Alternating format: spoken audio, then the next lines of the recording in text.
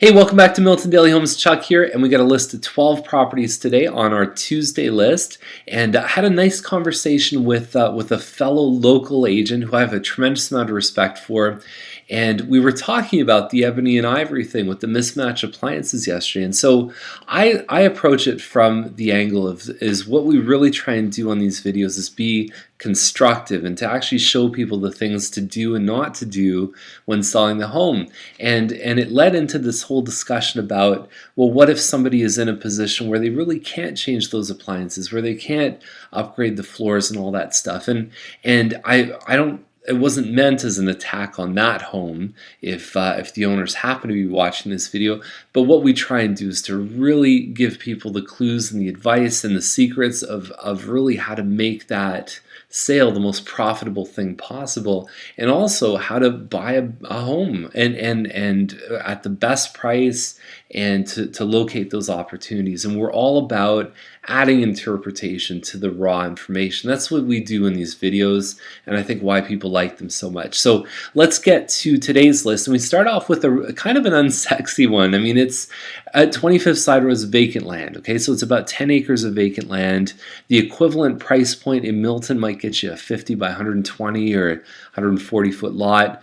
Out here, it gets you about 10 acres. It's probably about, I would say, 15 minutes north of the 401.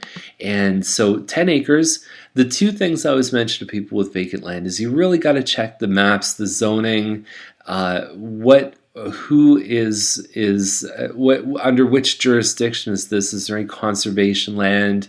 And then you want to say, okay, where can I build on this lot? It looks like it has a nice little pond here. If you look at the pictures, you can see there's that little pond there. I'm not thrilled with being on the corner of two not busier streets, but arteries. And the other thing is that banks don't like to finance vacant land. It's one of those things they usually require a pretty large deposit. Usually we don't see less than about 30 or 35% down. So if your dream is to build on a piece of land, oftentimes you're talking about between the home and between the land, you usually need a pretty good chunk of change right there. So anyhow, it looks like a pretty good deal to me. But you want to look at servicing. How much is it going to cost to get the services in, and all kinds of stuff like that. So Costigan, next one up, 359 townhouse at 1379 Costigan, which is not that far away. We're talking about a 6-story building. So some of these backyards feel like a fishbowl. In the angle here, if you notice, they cut the picture off right at the top here, perhaps because there's a building right behind. So not my favorite location. And the photos here, like, come on, you can barely tell that's a kitchen. And maybe it's my monitor. I don't think so, because I mean, most of the shots don't look like this on this computer. But I would put more effort into selling a $100 desk on Kijiji than these photos. I mean, it's crazy to me, that toilet seats. I mean, you got to put those down, but that's not going to affect the sale too much. But what I'm saying is that a kitchen is a very important room, and it looks like they did a backsplash. That's got to be done better. I think the bar could be raised on this. Now, the good news is the price seems pretty good for what you're getting. Location wouldn't be my first choice. Edwards is at 374.9, semi-detached. About 1380 square feet with a finished basement, hardwood floors, gas fireplace, and I've seen this model even in the last 30 days sell for more than this with finished basement. So these guys are rocking and rolling.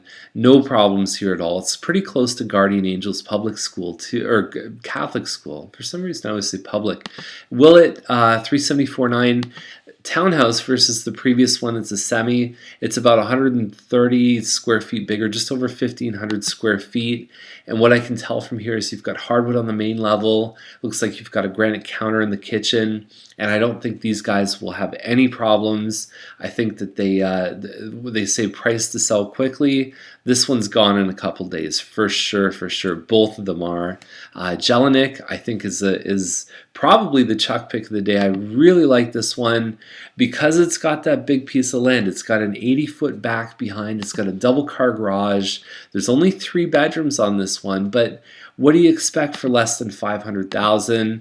So these guys, they've got a little family room up on the 2nd floor, plus 3 bedrooms, and it's looking like the rooms are pretty good size too, and having that extra yard space. Yeah, you're gonna have to pay for a fence, probably about $2,000 to fence this place. It's still a good deal. $494 is a great price, so I'm a huge fan of that one. Holdsworth looks pretty good too. You've got it's a sundial home, so you're getting 110-foot lots, whereas most of the Matamis are 80 to 90 feet. 110 foot, nice size, big open concept on this one. There's a kitchen and a big open room there, and then you've got your 3 bedrooms upstairs plus a finished basement. And they don't really show the backyard. I love the angle from the house because you can see how deep it is, and there's a little shed back there too. Nice stuff. 504, very comparable to the one that just sold on Freeman, something like that. Very similar features. So nice stuff. Savaline, 579-200. We've got a 4-bedroom, and we've got a double car garage. It looks like it's the Wood Lily, which is a 2,500 square foot home. It has the staggered garage. If you've watched these episodes, you know what I'm talking about, where one garage is pushed forward. What that does is it opens up the floor space, and the rest of the house you get an extra room. So you've got living, dining right beside each other, kitchen and family room in the back.